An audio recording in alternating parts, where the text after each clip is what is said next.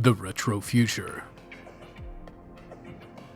I tried to picture myself in a similar vibe of the universe. What would it look like? Ships? Motorcycles? Would there even be freeways?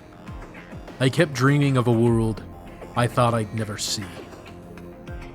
And then, one day, I got in. Oh, this is so atmospheric. Oh, Blade Runner vibes. Man in charge. Oh, I like this. Somebody buy me for this machine, please. That's a cyber dog. I have a gun, and it's right here. Do you not clean up after your customers leave? Why do you have katanas? Can I have this? I found myself in the club district. Can anyone point me in the direction of crime? This gun is so strong. A giant lady! In Lo-Fi VR, you are the new sheriff of City Block 303. Unlike other Retrofuture franchises like Blade Runner, Cyberpunk 2077, or Deus Ex, the majority of humanity, and some sentient AIs, all live within a digital platform. Those left behind in the physical world, like yourself, are the Lo-Fi. Oh shoot, he's on to me. It's up to you to enact justice, explore the city, and solve the crimes of the slums in mortality. You passed the sniff test. I'm watching you though. Don't even think about doing anything. Don't even think about doing anything stupid or against the law, because I have a gun, and it's right here.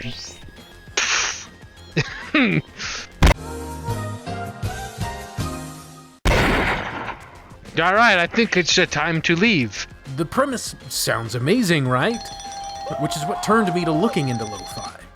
It's an early alpha right now at a reduced cost, and when you buy now, they'll send you a key for the full game when it's completed. With just about every box ticked for me and what I'd like to see in a cyberpunk aesthetic VR game, I could not help but jump in early and see what the developer's cooking. The game looks pretty incredible. You can tell there's a ton of inspiration from Blade Runner and related titles. I don't care that the past few cyberpunk-esque things I've seen start with an opening exactly like this. This is cool. And although it oozes inspiration from these, it's got an interesting, unique feel of its own. When you start the story mode, it drops you right into the police station, which more or less serves as a tutorial area where you'll get acquainted with talking NPCs and obtaining items, managing inventory, upgrades, using your AR scanner, and following quest lines. There's even a flight simulator to help you practice driving. Flight trainer? You mean I can drive the ship? Alright, let's go. I can't do this. Oh, I'm gonna fall over. No! And once you're comfortable with the core systems, the world of Lo-Fi is your oyster. Will you go to the apartment complex? Will you go to the club? Or to the arcades? Will you try to sniff out crime and follow a quest line? It's up to you on what you do in Lo-Fi, and that's one of the big points that the developers are trying to drive home. And so finally, I got my wish of existing in a retro future. Exploring City Block 303 is amazing. I use the fast travel system because after I tried the flight simulator, I decided I would like to keep my Panda Express within me. But honestly, just the short little exploration session through the buildings, through the streets, it was bewilderingly beautiful. Astonishing even. If there is one thing that Iris VR Inc. knows how to do well, it's make me feel immersed while I'm walking around and taking in the sights. To me, I got the most value out of this aspect of the game. Feeling lonely, looking out of my cramped apartment window, looking over a railing into a fogged-over, dark, quiet cityscape. Having my senses drowned by music and advertisements in a busy street. Yes. Yes. Bionic pet. Peto wa arimasen. It's surreal and amazing, and it oozes the aesthetic that I desperately have wanted to see with my own two eyes strapped into screen goggles. The next best thing I did while playing Lo-Fi was just a little bit of light role-playing, nothing major. There's no such thing as real women anymore in Lo-Fi City. Who's touching my car? Don't worry, we'll get the line moving. The police is here, and the police is me. I found myself in the club district. Ready for some action? State your name and affiliation. I had a good laugh about it anyway. Another brief highlight I had was the arcade. There's a few games in there you can play, and while they're really gimmicky and get old pretty fast, I think it's a fun little inclusion. Brand. Let's play. Holy crap! Whoa! I am dying inside. So you might be wondering, Brando, so the best parts of this game is just RPing in a walking simulator? And, yes. And that's why it's the most ambitious VR title, in my opinion, because it feels like there's so much that needs to be included into lo-fi to make it worth playing as a true blue game for more than 3 hours. The Steam page says it's going to release in Q2 of 2021, and I have no idea how they're going to do that, honestly. But I mean, it's an alpha, so they could just change the date or whatever.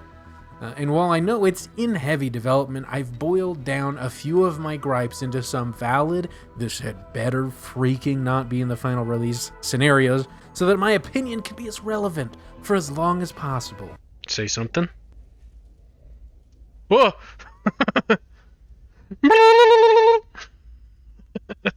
That's genuinely terrifying. I really will pee my pants if I keep doing that.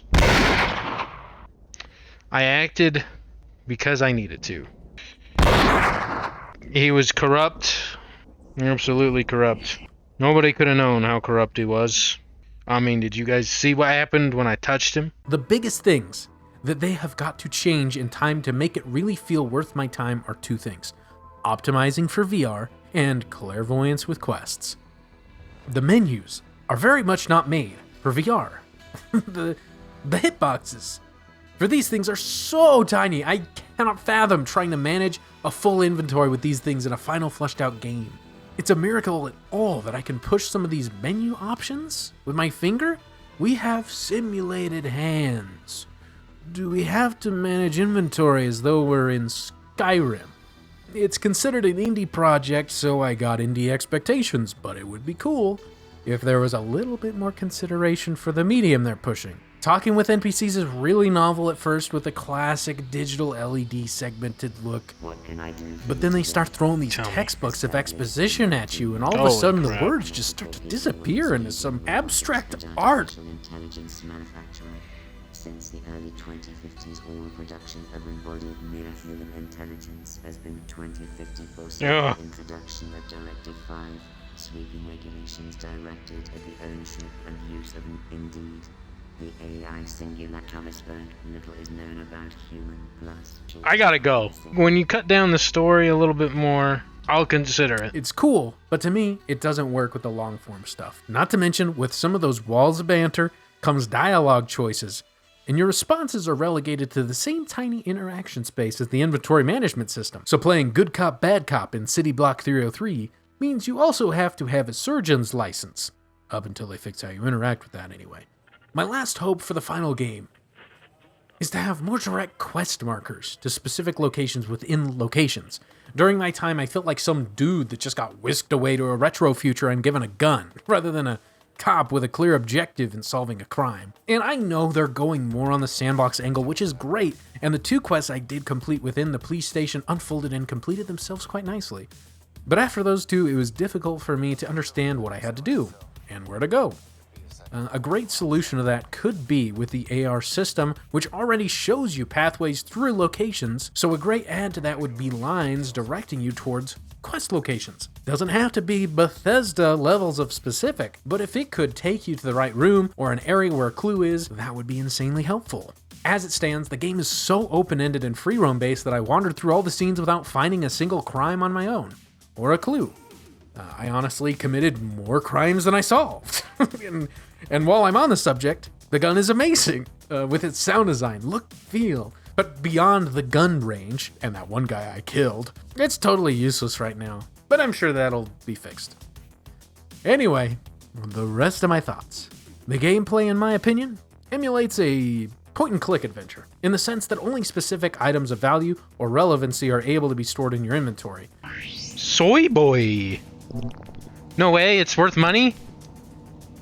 Yeah. When you're primarily a game focused on crime solving, it makes sense that not every pizza is simulated on the plate. Touch the pizza. No, pizza not real. Ah! Not every burger has to be something I can plop into my inventory, as much as I'd like that. Burr, burr, burr, burr, burr, burr. Invalid? So you invalid piece of crap! Because it's focused on being that crime-solving VR sim. And while the items might not be detailed, there's still insane detail scattered throughout lo-fi. For example, being able to log onto your computer in the sheriff's office to read up on locations and criminals and illicit activities and stuff. Lore, with a police spin, if you will. Another detail I absolutely cried over was the wrist tape player. That thing opens up and you can listen to music and audio logs, and it works beautifully, looks incredible, and is mega satisfying. So the other similarity to a point and click is that there's a few set scenes to visit at your disposal, though they are connected via an overworld you can traverse by flying car. And I think for a crime-solving game, it works, and I can dig it. Having a collection of scenes makes everywhere feel like it's going to serve some purpose beyond looking very cool at some point. When you're not questing in these places, there's only a few things you can currently do to fill your time. I'm really hoping there's more to do in the final version, and that all of the activities are more easily accessible, understood, and shown to the player. It might be an alpha, I might be excited for it, and I might have read a few buzz articles, but I'm not about to go hunt down the fandom or the Reddit comments just to learn every little thing there is to do in the current version of the game. I want that to unfold to me naturally as I explore the world. Honestly, if you're looking to be entertained for a few hours in a crazy good Blade Runner style world, I'd pick it up. Link in the description. If you can have fun walking around and seeing the sights, feeling the vibes, and doing some light role-playing, with maybe some light murder, you'll have a heck of a time. Now, if you've been on the fence, or want a more traditional linear game experience, definitely wait for the full thing to release, and the reviews to trickle in. Thank you for watching this review of a game that is not yet complete. I hope you enjoyed it. If you're new since the Satisfactory video, I welcome you. I noticed that got pumped through the algorithm and went to a bunch of your recommended feeds, and I am so grateful you're here enjoying my passion projects. The positive comments especially, but also the likes from random people stumbling into my dimensional fold of YouTube. It's very invigorating, and it's helping me press on enough to push out more content, which took ages to make because I went through a job transition. So yeah, that's a thing. Also related, the streaming schedule, totally defunct now. But if you're interested in content updates and general nonsense, follow me on Twitter @NoirBrand.